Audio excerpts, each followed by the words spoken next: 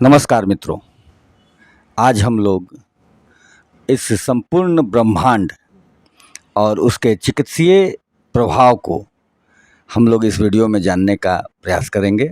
तो चलिए हम लोग वीडियो को शुरू करते हैं।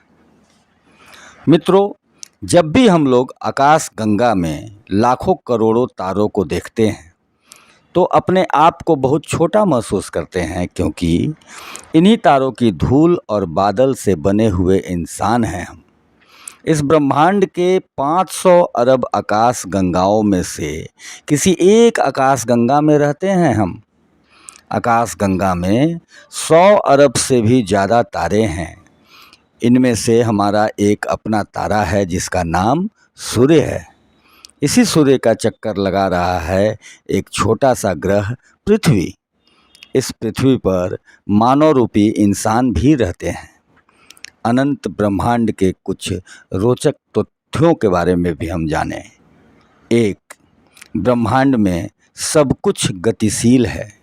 पृथ्वी 1600 किलोमीटर प्रति घंटे की रफ्तार से घूम रही है और 1,08,000 प्रति घंटे की रफ्तार से सूर्य का चक्कर लगा रही है। सूर्य 7 लाख से तेज रफ्तार से आकाश गंगा मिल्की वे का चक्कर लगा रहा है। आकाश गंगा ब्रह्मांड में 25 लाख की तेज रफ्तार से घूम रहा है। 2 नंबर, सूर्य पृथ्वी से कई गुना अधिक बड़ा है और ब्रह्मांड में सूर्य से कई गुना बड़े तारे भी मौजूद हैं। इसके अलावा भी कई अन्य तथ्य भरे पड़े हैं। यह सर्वविदित है कि चीन की पारंपरिक चिकित्सा प्रणाली का उद्भव अंधकार की चादर में लिपटा है। इस चिकित्सा प्रणाली का आधार पंचभूत सिद्धांतिक अवधारणा चीनी दार्शनिकता के संदर्भ में ब्रह्मांड की व्याख्या है। इसके अनुसार विश्व में सतत विरोध तथा संयुक्त करने वाली शक्तियों के मध्य संघर्ष चलता रहता है। चूँकि मानव भी इस विश्व का एक भाग है, इस कारण उस पर भी कई नियम लागू होते हैं जो विश्व पर होते हैं। चिकित्सा क्षेत्र में उन चीनी दार्शनिकों का विचार भी एक महत्वपूर्ण स्थान रखता है। फिर भी पंच महाभूत का सिद्धांत का मूल आधार पूर्णतः भारतीय है। इसकी मान्यता तो सर्वोपरि है। भारतीय आयुर्वेद शास्त्र में शरीर की सभी नाड़ियों का अत्यंत विस्तृत रूप से वर्णन है। ऋषियों ने लिखा है, शरीर, इंद्रिय, मन और आत्मा के संयोग या मेल को आयु कहते हैं। इस आयु के हिताहित का ज्ञान और उसका परिणाम मालूम हो, उसे आयुर्वेद कहते हैं। आयु का हित अहित, रोग का निदान और शमन हो, विद्वान उसको आयुर्वेद कहते हैं। आज इस भूतल पर जितने देश हैं सभी का आयुर्वेद अलग अलग है, परंतु सब देशों के आयुर्वेदों की उत्पत्ति भारत के आयुर्वेद से ही हुई है। भारत का आयुर्वेद सबसे पहला और आदि है। इसकी उत्पत्ति का यथार्थ समय निश्चित करना सर्वथा असंभव ही है। अर्थात भारत का आयुर्वेद संसार में सबसे पुराना और पहला है। वेदों में इसका जिक्र है। यदि वेद अनंत काल या लाखों करोड़ों वर्षों से है तो आयुर्वेद भी लाखों करोड़ों वर्षों से है। भारत का वेदांत सर्वोत्कृष्ट धर्म और सर्वोत्कृष्ट दर्शन है। पृथ्वी पर विद्यमान सभी धर्मों एवं विधाओं का उद्गम स्थान भारतवर्ष है। भगवान धन्वंतरी के शिष्य एवं सर्जरी के जनक महर्षि सुश्रुत तथा चिकित्सा के जनक महर्षि चरक आदि के संहिताओं में वर्णित सिद्धांत पर ही यह मर्मदाप एक्यूप्रेशर चिकित्सा पद्धति भी आधारित है। यह पूर्णतः वैज्ञानिक है। सुश्रुत संहिता में स्पष्ट वर्णन है। भगवान धन्वंतरी ने कहा है कि रोग शांति के लिए सिरा वेदन, स्नेहन एवं स्वेदन दुनिया की अन्य सारी चिकित्सा पद्धतियों के समान अकेले हैं। यह भी सही है कि इस पद्धति पर चीन में सरकारी मदद से शोध कार्य हुआ तथा फलाफल हुआ, इसे नकारा नहीं जा सकता है। ब्रह्मांड के संबंध में न्यूटन के हजारों वर्ष पहले की कार्रवाई और प्रतिक्रिया समान एवं विपरीत है। चीन में यिन और यान अर्थात ऋणात्मक और धनात्मक की अवधारणा है। नी जिंग का कहना है कि ब्रह्मांड यिन और यान के परिवर्तनों का एक राज्य है, क्योंकि यिन और यान एक दूसरे से सामंजस्य रखते हैं और यह सत्य है, सही है। स्वस्थता यिन और यान यानी ऋणात्मक और धनात्मक ऊर्जा के बीच संतुलन की स्थिति है। संतुलन में गड़बड़ी ही बीमारी है। यह भी सही है कि यिन ऋणात्मक ऊर्जा, यान धनात्मक ऊर्जा बलों के असंतुलन से भूकंप, बाढ़, सुखाड़, ज्वालामुखी, विस्फोट, अकाल जैसी प्राकृतिक आपदाएं आती हैं।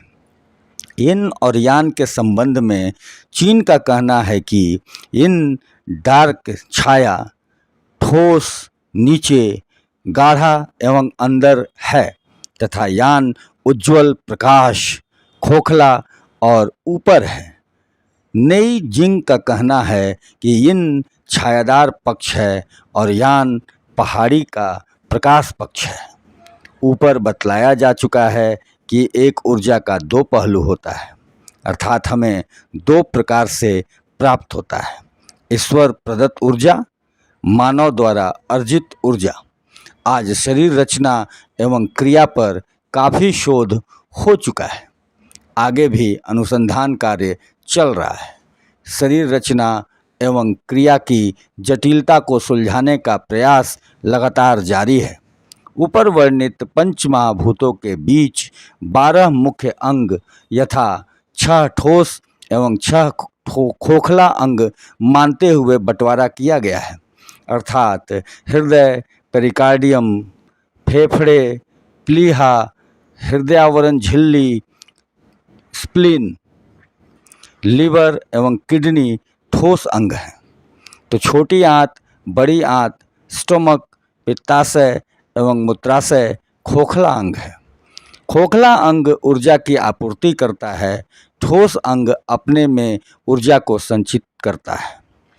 यह कि सही है कि ऊर्जा का दोनों पहलू अर्थात ऋण बल और धन बल संतुलित रहने पर ही ये ऊर्जा काम करते हैं और ऊर्जा का प्रभाव सभी अंगों पर पड़ता है। अब प्रश्न यह उठता है कि खोखला अंग को ऊर्जा कहाँ से प्राप्त होता है और ठोस अंग ऊर्जा को संचित करता है। इसका उत्तर भी स्पष्ट है।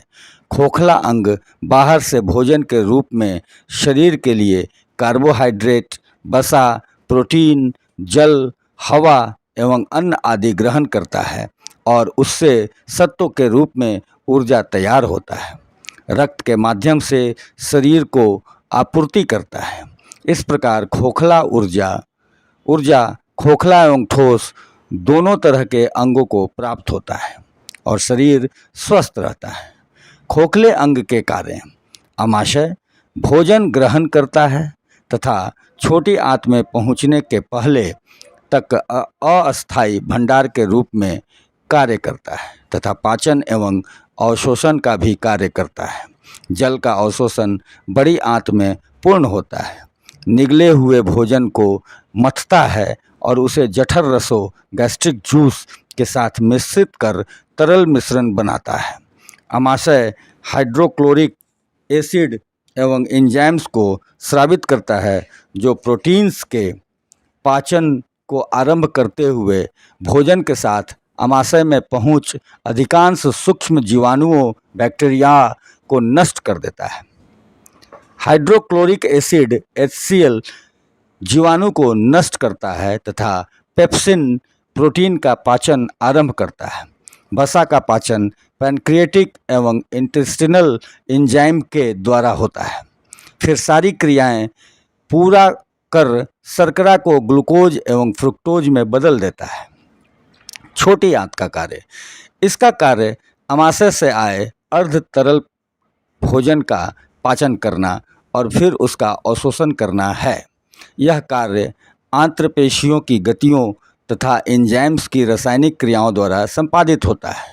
बड़ी आंत का कार्य, इसका कार्य जल, लवणों एवं विटामिन्स का अवशोषण करना तथा अर्धद्रवीय पदार्थों को कुछ अर्ध ठोस मल में परिवर्तित करना होता है। सामान्यतः प्रतिदिन शरीर से औसतन 150 ग्राम मल, 100 ग्राम जल एवं 50 ग्राम ठोस पदार्थ निष्कासित होता है। बड़ी आंत के द्वारा जल के अवशोषण की मात्रा निश्चित नहीं है। अवशोषण की मात्रा जल के ग्रहण की मात्रा पर निर्भर करता है। पित्ताशय का कार्य, यह 3-4 इंच लंबी एवं 1.25 इंच चौड़ी ग्रंथि है जिसमें लीवर द्वारा बनाया हुआ पित्त जमा होता रहता है और भोजन को पाचन क्रिया के दौरान ग्रहणी में एक पतली नली द्वारा पहुंचता है।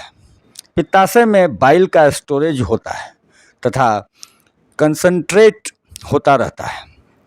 भोजन ग्रहण करने के बाद बाइल पित्ताशय से कॉमन बाइल डक्ट के माध्यम से छोटी आंत के ऊपरी भाग में upper part of small intestine में आ जाता है। मूत्राशय का कार्य, किडनी में रक्त का छनन, फिल्ट्रेशन होता है। आवश्यक तत्व आवश्यक मात्रा में किडनी से छनकर पुनः रक्त में लौट आते हैं तथा अवांछित तत्व किडनी के माध्यम से मूत्राशय में जमा होते हैं जो मूत्र के रूप में शरीर से बाहर निकल जाते हैं। गैर जरूरी तत्व मूत्र के रूप में मूत्राशय में जमा होना तथा शरीर के लिए हानिकारक पदार्थों को बाहर निकालना इसका मुख्य कार्य है। ठोस अंगों के कार्य अब जाने हम सभी। हृदय का कार्य, यह एक पंप है जो रक्त को अंदर खींचता है और धमनियों के द्वारा शरीर के अन्य भागों को पहुंचाता है, अर्थात शुद्ध रक्त शरीर की प्रमुख धमनी में पहुंचकर अपनी शाखाओं उपशाखाओं के माध्यम से शुद्ध रक्त को समस्त शरीर में विस्तारित करता है। फेफड़ा का कार्य, इसका मुख्य कार्य सांस लेने के दौरान खून को शुद्ध करना है। यूँ तो लीवर, स्प्लीन भी खून को साफ करने में मदद देते हैं, किंतु फेफड़े, गुर्दे खून को साफ करने में मुख्य हैं। लीवर का कार्य, यह रासायनिक क्रियाओं द्वारा भोजन के पोषक तत्वों को ऊतकों के उपयोग योग्य बनाता है तथा आवश्यकता पड़ने पर उन्हें संचयित करता है। इस प्रकार इसके कार्यों को 3 भागों में विभाजित किया जा सकता है: चयापचयी, संग्रही एवं स्रावी। इनके अतिरिक्त यह उत्सर्जन एक्सट्रेशन में भी संलिप्त रहता है। स्प्लीन का कार्य, इसका मुख्य कार्य रक्त को छानना तथा भक्षक कोशिकाओं, लिम्फोसाइट्स और मोनोसाइट्स का निर्माण करना है। किडनी का कार्य, किडनी का मुख्य कार्य रक्त को छानना तथा छने हुए तरल से शरीर के लिए उपयोगी एवं आवश्यक पदार्थों का पुनः अवशोषण करके मूत्र का निर्माण करना है। इसके अतिरिक्त जल, यूरिया, यूरिक एसिड का उत्सर्जन करने के साथ शरीर में प्रविष्ट शरीर के लिए हानिकारक कुछ औषधियों, विषों तथा रासायनिक पदार्थों का भी उत्सर्जन करता है। शरीर में जल एवं इलेक्ट्रोलाइट्स का संतुलन रखना तथा प्लाज्मा आयतन को स्थिर बनाए रखना। शरीर में अम्ल क्षार संतुलन को नियंत्रित करना। रेनिन नामक एंजाइम का उत्पादन करना जो रक्तचाप का नियमन करने में मदद करता है। यह भी बहुत प्रमुख विषय है कि प्रभा प्रकाश देता है और अग्नि जलाता है। सूर्य की रोशनी प्रकाश देता है। यह प्रमुख रूप से जीवनी शक्ति प्रदान करता है। जीवन के लिए यह बहुत आवश्यक है। सूर्य की किरणें शरीर के सभी अंगों एवं अवयवों के लिए महत्वपूर्ण एवं परम आवश्यक है। इसलिए यह बहुत ही मार्मिक, प्रमुख एवं आवश्यक है कि हम ओम के विषय में जानें, जो पूर्व में ही ऊपर बताया जा चुका है। फिर भी पुनः ओम का संक्षेप में निष्कर्ष लिखना आवश्यक महसूस हो रहा है। प्रश्न यह उठता है कि सबसे पहले ओम का उच्चारण क्यों किया जाता है। इसका एकमात्र उत्तर है, सर्वप्रथम ओम प्रणव प्रकट हुआ। उस प्रणव की 3 मात्राएं हैं। उन मात्राओं से त्रिपदा गायत्री प्रकट हुई और त्रिपदा गायत्री से त्रिंग, साम और यजुर वेद त्रयी प्रकट हुई हैं। इस दृष्टि से ओम सबका मूल है और इसी के अंतर्गत गायत्री भी है तथा सब के वेद भी हैं। अतः जितनी वेद क्रियाएं की जाती हैं वे सब ओम का उच्चारण करके ही की जाती हैं। अतः ओम से निकला हुआ किरण शरीर के सभी अंगों, चाहे वह ठोस अंग हो या खोखला, को ऊर्जावान बनाता है और हमारा शरीर संतुलित रहता है। ऐसी स्थिति में अब शरीर के ठोस या खोखले अंगों को सर्किल के अंदर या बाहर होने का संशय स्वतः दूर हो जाता है। यही यथार्थ है और इन सभी बातों और इन सभी ब्रह्मांड से जुड़े हुए हमारे शरीर का चिकित्सीय अध्ययन वह इलेक्ट्रो एक्यूप्रेशर पुस्तक में विस्तृत रूप से दिया गया है, जो कि चिकित्सा विज्ञान में एक क्रांति के रूप में प्रस्तुत है। इस पुस्तक इलेक्ट्रो एक्यूप्रेशर डॉक्टर वॉल चिकित्सीय सिद्धांत सरल शब्दों में इसका अध्ययन करके हम सभी वैसे कई बीमारियां जो कि पूर्ण रूप से असाध्य के रूप में जानी जाती हैं, उन बीमारियों की चिकित्सा भी बड़े ही सरलतापूर्वक हम सभी कर सकते हैं। एक्यूप्रेशर महागुरु डॉक्टर सर्वदेव प्रसाद गुप्त जी, डॉक्टर अजय प्रकाश जी द्वारा यह लिखित पुस्तक संग्रह अत्यंत क्रांति, एक अच्छी क्रांति के रूप में इस समाज के बीच में आ रही है। इसका अध्ययन अवश्य करना चाहिए। साथ ही पंच महाभूत चिकित्सीय मूलभूत सिद्धांत एवं एक्यूप्रेशर पुस्तक का भी अध्ययन कर इन दोनों को सामंजस्य बैठाते हुए हम लोग अनेकों असाध्य रोगों की चिकित्सा बड़े ही सरलतापूर्वक कर सकते हैं। वीडियो देखने के लिए बहुत बहुत धन्यवाद और इसे अवश्य उपयोग में लाएं और अपने जीवन को स्वस्थ बनाएं। स्वस्थ समाज के लिए एक्यूप्रेशर को आवाज़ दें। स्वस्थ शरीर स्वस्थ समाज, एक्यूप्रेशर को दे आवाज़।